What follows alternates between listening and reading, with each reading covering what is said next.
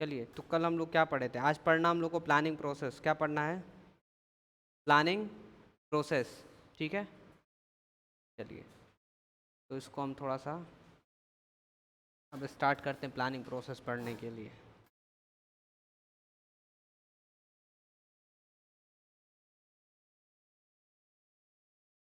देखिए क्या है ना कि हम लोग दो एग्जाम्पल लेके पढ़ सकते हैं इसको। कितने एग्जाम्पल लेके बताइए? दो एग्जाम्पल लेके। पहला एग्जाम्पल कि आपको अपने क्लास 12th में 98% पाना है। हाँ, क्या क्लास में पाना है? 98%। तो जब आप 98% पाना चाह रहे हैं तो इसको क्या माना जाएगा कि आप अपने ऑब्जेक्टिव को क्या कर लिए? सेटअप कर लिए, सेटिंग अप कर लिए।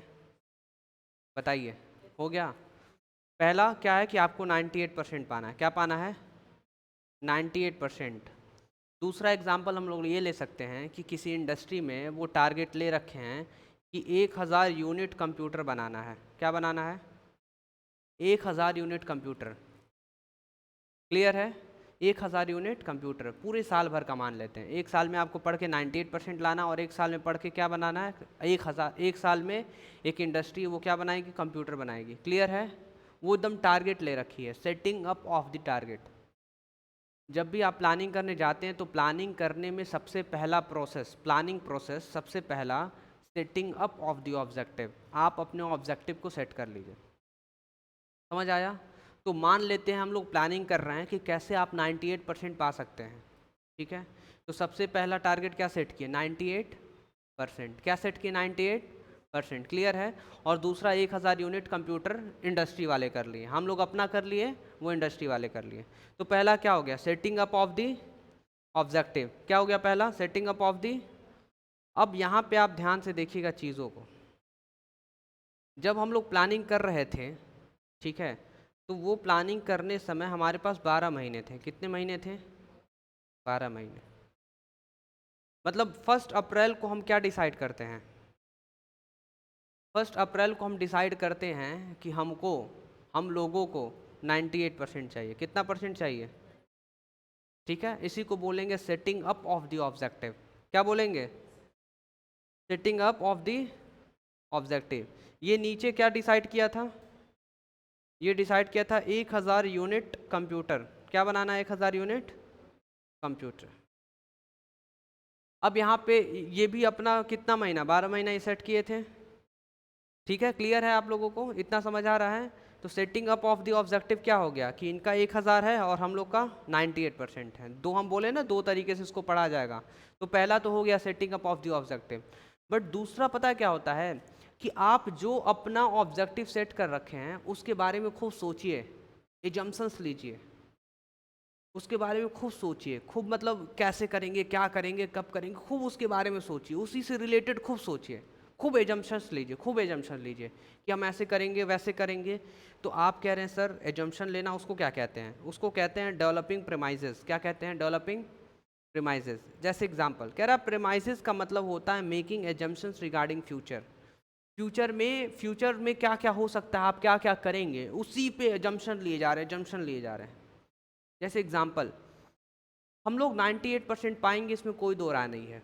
और 98% पाने के लिए 98% पाने के लिए आने वाले फ्यूचर में हम लोग सिलेबस को कंप्लीट करेंगे टाइम पे। एग्जांपल ले लेते हैं कि हम लोग कंप्लीट कर देंगे पूरा हर हाल में अक्टूबर नवंबर ऐसे। ठीक है, तो हम लोग किसके बारे में सोच रहे हैं? अपने ऑब्जेक्टिव के बारे में कि आने वाले अक्टूबर में हम लोग अक्टूबर नवंबर में क्या कर देंगे? सिलेबस को कंप्लीट कर देंगे। ठीक है, अक्टूबर और नवंबर तक सिलेबस को कंप्लीट कर देंगे। उसके बाद क्या स्टार्ट करेंगे? रिवीजन। उस रिवीजन के बाद क्या करेंगे? हम लोग प्री बोर्ड एग्जाम्स देंगे और उससे पहले बहुत सारे टेस्ट देंगे। ये जो बार बार ऑब्जेक्टिव के बारे में आप एजम्पशंस बनाए जा रहे हैं, जो ऑब्जेक्टिव के बारे में आप सोचते हैं, सोच रहे हैं, समझ आ रहा है? इसी को बोलेंगे डेवलपिंग प्रोमाइजेस। क्या बोलेंगे? डेवलपिंग प्रोमाइजेस। क्लियर है? मतलब फ्यूचर में क्या होने वाला उससे रिलेटेड आप एजम्पशंस ले रहे हैं, पहला चीज़। और दूसरा, अपने माइंड में ये देखिए लिखा है, it is a kind of forecast. मतलब फ्यूचर में क्या आपके साथ हो सकता है उसको पता लगा रहे हैं आप कि क्या क्या हम लोग करेंगे, क्या क्या हम लोग के साथ हो सकता है। Keeping in view existing plan and any past information about various policies.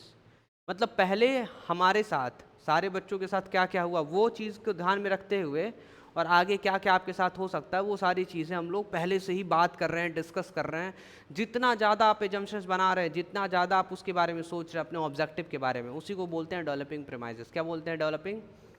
तो पहला क्या है, आप अपने ऑब्जेक्टिव को बना लीजिए। दूसरा, उसके बारे में सोचते रहिए, जम्पशंस बनाते रहिए। जितना ज़्यादा आप उसके बारे में सोचते रहेंगे, फ्यूचर में क्या करेंगे, फ्यूचर में क्या बनेंगे, वो जितना ज़्यादा सोचते रहेंगे वो आपके लिए क्या रहेगा, वो बहुत सही रहेगा। तीसरा स्टेप क्या है, कह रहा है listing the various alternative for achieving the objective. क्या लिखा है? कह रहा है लिस्ट बना लीजिए। आइए हम लिस्ट बना लीजिए। ये देखिए लिस्ट दिख रहा है आप लोगों को, बताइए लिस्ट दिख रहा है।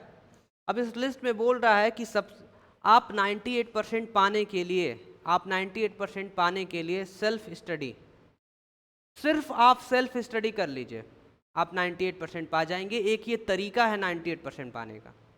लिस्ट बना रहे हैं हम लोग। लिस्ट में सबसे पहला क्या बनाएं कि सिर्फ सेल्फ स्टडी कर लीजिए और उस अपने सेल्फ स्टडी के बेसिस पे आप 98% पा सकते हैं। तरीका ढूंढ रहे हैं। आप मिस्र बाजार आने के लिए उधर के महुआ बाग के रोड से आ सकते हैं, ठीक है। एक एक एक दिन पुलिस पूरा घेरी हुई थी, आप नहीं आ पाए थे, बट आप आ गए थे। हाँ, ये महुआ बाग के रोड से जहाँ मछली वछली गली में बेचा जाता, तिरछे रोड कट के आए थे और सीधे यहाँ से निकले थे, फिर सीधे कोचिंग पहुँच गए थे। वहाँ पे पुलिस नहीं खड़ी थी। हाँ, तिरछे लाइन से कटे थे। इनको आइडिया था कि एक और तरीका है मिस्र बाजार पहुँचने का। आ रहा समझ में? तो बहुत है। हाँ, बहुत सारे तरीके हैं, बहुत सारे। एक और था कि उनको ढकेल के ही आ जाते पुलिस को। लीव, हम लोग अपने टॉपिक पे रहेंगे। तो पहला तरीका है कि सेल्फ स्टडी। दूसरा है कि सेल्फ स्टडी नहीं करेंगे, स्कूल भी नहीं जाएंगे। दूसरा सिर्फ कोचिंग। तीसरा लिस्ट बनाएं कि सिर्फ स्कूल पढ़कर आप 98% पा सकते हैं। लिस्ट बना रहे हैं आप कि 98% कैसे कैसे पाया जा सकता है। नेक्स्ट बना रहे हैं कि अरे हमारा दोस्त ही काफ़ी है, ये कह रहे श्रेयस पढ़ा देगा, पास हो जाएंगे 98%। 98%। अब उल्टा मत बोलिएगा कि सर 98% नहीं आएगा, बाकी 2% आ जाएगा। अब भाई हमेशा निगेटिव में रहते हैं, ये हंस रहे थे जब हम बोल रहे थे। अब बताइए, ये हम सही बोले ना, 2% आ जाएगा। देखिए, ठीक है। और नेक्स्ट है कि हम किसी से नहीं पढ़ेंगे, हमारा कज़न है, कज़न से पढ़ लेंगे। अब जैसे मान लीजिए इनके घर में मौसी की लड़की पढ़ाने बैठती हैं इनकी कज़न, तब ये कुछ पूछेंगे, दीदी ये बता दो, एक थप्पड़, तुम्हारी हो, हम तुमसे नहीं पढ़ेंगे। और थोड़ी देर बाद झगड़ा हो जाएगा। ठीक है, मौसी अपनी बच्ची को समझा दीजिए। मौसी अपनी बेटी को समझा दीजिए। आ रहा समझ में? और ये रहेंगे तो कहेंगे अरे भाई छोड़ो ना, पढ़ के क्या होगा, चलो घूमने चलते हैं। देखिए ये वही हुआ था। आ रहा समझ में? आगे बढ़े हम लोग।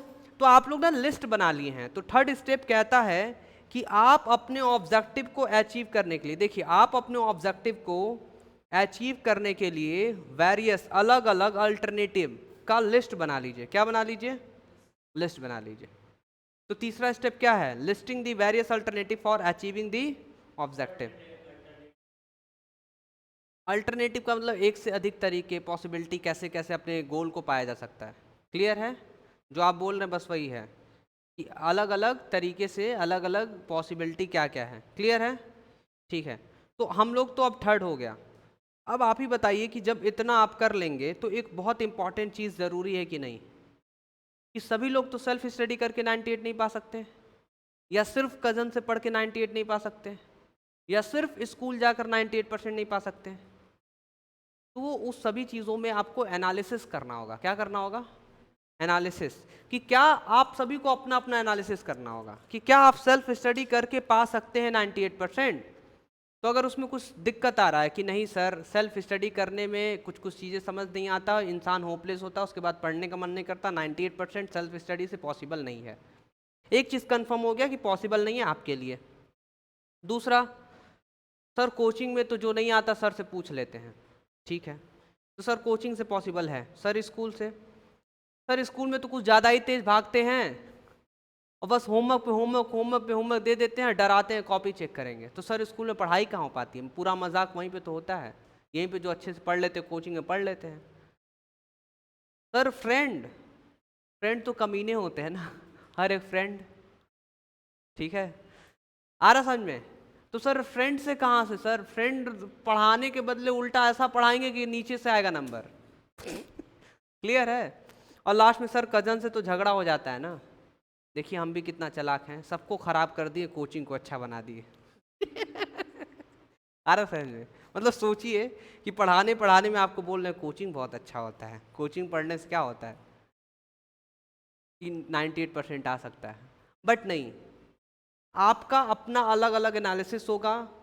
कोई ऐसा भी कर सकता है कि कोचिंग स्कूल पढ़ के हम क्या कर सकते हैं 98%, ठीक है, या कोचिंग और सेल्फ स्टडी पढ़ के 98%, या स्कूल कोचिंग सेल्फ स्टडी करके 98%।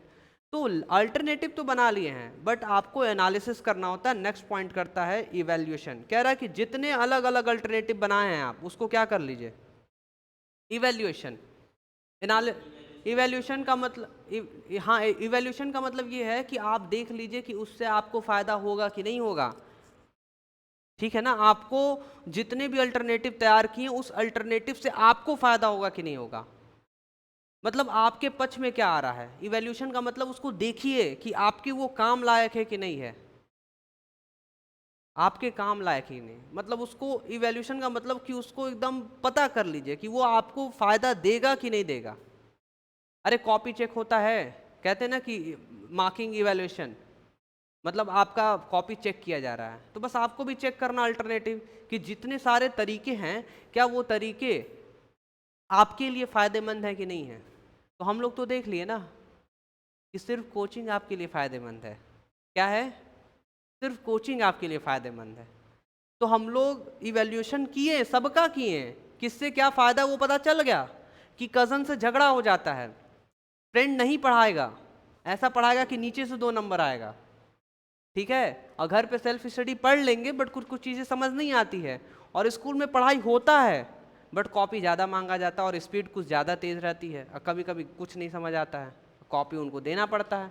बट कोचिंग में न कॉपी का टेंशन, न झगड़े का टेंशन, न समझ आने का टेंशन, और पूरा शांति रहता है, अच्छे से पढ़ना है होता है। तो कोचिंग बहुत हद तक आपके फ़ायदेमंद है। जब आप इवैल्यूएशन किए सारी चीज़ों को तो एक सेलेक्ट कर लिए, सेलेक्टिंग एन अल्टरनेटिव, एक तरीका सेलेक्ट कर लिए, और उसी अल्टरनेटिव वही पॉसिबिलिटी को लेकर एक तरीका, एक अल्टरनेटिव, एक रास्ता आप तय कर लिए कि इसी को इसी से काम चलाना हमको, मतलब इसी से हमको फ़ायदा होने वाला है। और सेलेक्टिंग एन अल्टरनेटिव में क्या होगा, कोचिंग से पढ़कर 98% पाना है। सेलेक्ट हो गया। अब सेलेक्टिंग के बाद आपको करना इम्प्लीमेंट दी प्लान। रोज़ कोचिंग आइए, रोज़ पढ़िए, टेस्ट दीजिए, प्री बोर्ड एग्ज़ाम दीजिए, होमवर्क पूरा करके आइए, सारे टॉपिक्स को याद कर लीजिए, जो भी आपको सॉल्व करने के लिए दिया जा रहा है उसको सॉल्व कर लीजिए, और क्लास में अच्छे से रहिए, बात नहीं करना है, अपना अपना स्किल लाना है, ये सारी चीज़ों को फॉलो करिए, एकदम प्लान को इम्प्लीमेंट कर दीजिए। ठीक है, क्लियर है? कहीं घूमने मत जाइए, क्लासेस करते रहिए, पूरे साल करिए। क्लियर है? ठीक है। और 6 के बाद क्या आता है, फॉलो अप। फॉलो अप में देख लेते, कह रहा है planning is a continuous process. पता है हम लोग को, हमेशा प्लानिंग करते रहते हैं, कॉन्टिन्यूस प्रोसेस है। So the manager job does not get over simply the putting plan into action. ये नहीं कि जो प्लान की बस एक्शन में हो गया। The manager monitor the plan carefully while it is implemented. The monitoring of plan important because, मतलब वही कि जब आप प्लान को एकदम कर दिए हैं तो समय समय पे चेक करते रहिए कि सारी चीज़ें सही चल रही हैं कि नहीं। जैसे एग्जांपल मान लीजिए कि आप फॉलो अप तो कर रहे हैं, नहीं नहीं प्लान को इम्प्लीमेंट तो कर दिए हैं कि हाँ ठीक है कोचिंग पढ़कर, बट यहीं पे पढ़े, घर पे होमवर्क नहीं कर रहे हैं, टेस्ट के दिन एब्सेंट हो गए। ठीक है,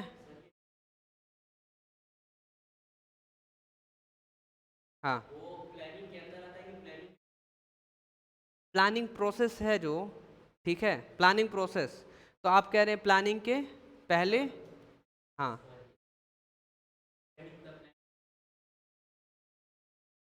हम जो बता रहे हैं वो सुनिए, हम समझ गए। ये प्लानिंग करते समय ये सब बातों को ध्यान में रखना है। मतलब कि जो हम लोग एक्सपर्ट को बुलाए थे, CS को, जो भी एक्सपर्ट थे जो प्लानिंग कर रहे थे, वो इस प्रोसेस को फॉलो किए हैं। क्या किए वो लोग? इस प्रोसेस को, प्लानिंग, ये जो हम लोग पढ़ रहे हैं ये एक प्रोसेस है, इस प्रोसेस को करके प्लानिंग किया जाता है। समझ आया? फिर पूछ लीजिए नहीं आया तो, या हम अगर कुछ गलत समझे हैं तो पूछ लीजिए फिर से, क्या है कैसे है। हाँ हाँ हाँ हाँ हाँ हाँ, इससे प्लान हो रहा है, ठीक है, इससे प्लान हो रहा है। देखिए हम लोग को 98% पाना ये प्लान नहीं है, हम लोग को 98% पाना है, ये ऑब्जेक्टिव है, अभी तो ऑब्जेक्टिव है, बट उस ऑब्जेक्टिव को कैसे पाना है वो प्रोसेस से प्लानिंग कर रहे हैं हम लोग। मतलब ये सारे प्रोसेस कर लेंगे तो प्लानिंग होगा, क्या होगा, प्लानिंग होगा। क्लियर है, ठीक है। तो अब लास्ट में क्या है, फॉलो अप, कि आप जब पूरा इम्प्लीमेंट कर चुके हैं प्लान को, एकदम उस पर काम कर रहे हैं, तो समय समय पर आप देखते रहिए कि आप सही ट्रैक पे हैं कि नहीं है। क्लियर है, आप सही ट्रैक पे हैं कि नहीं है। तो इसी के साथ एक बार हम लोग रिवीजन करेंगे और आप सभी लोग चिल्लाइएगा। हम बोलेंगे फर्स्ट तो आप बोलिएगा setting up of the objective. चलिए, फर्स्ट, ना आवाज़ नहीं आ रहा है, लग रहा है कुछ खिलाना पिलाना पड़ेगा सभी को। फर्स्ट, अरे अकेले आप, क्या हुआ, बोलना है फर्स्ट, बगल में फर्स्ट, नहीं और तेज, फर्स्ट, तेज बोलिए थोड़ा सा, नहीं और तेज बोलिए, फर्स्ट, नहीं अरे तेज बोलिए, धीरे बोल रही हैं, फिर से फर्स्ट, अब थोड़ा आवाज सही लग रहा है, सेकेंड,